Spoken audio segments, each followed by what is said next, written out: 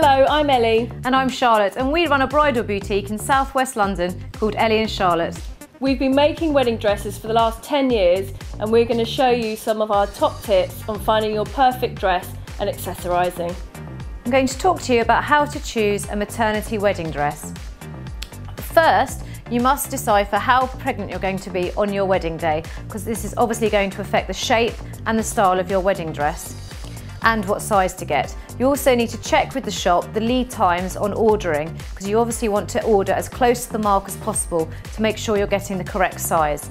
Or if you're having something made especially for you, that your fittings are booked in quite close to your wedding.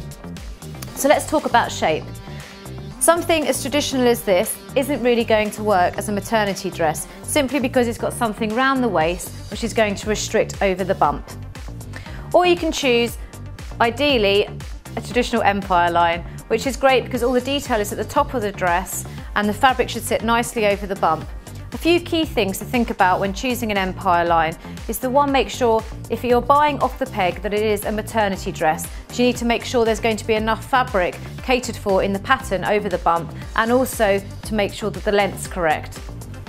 If you're having a bespoke dress made, it would obviously be cut especially for you, so that's not really something you need to worry about. And the other shape is our traditional sort of empire line, which comes into the waist. Just because you're pregnant doesn't mean you have to lose your shape. So this has the detail at the back.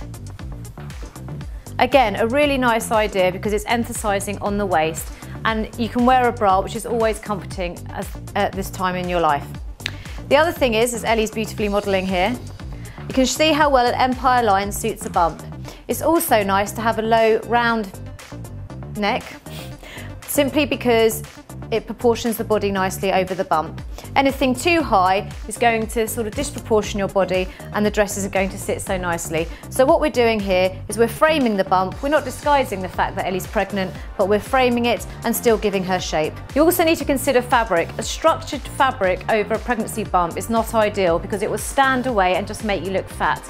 We always suggest using a more fluid, slinky fabric which frames the bump beautifully and again isn't disguising it, it's showing off that you're pregnant. And that's how to choose a maternity wedding dress.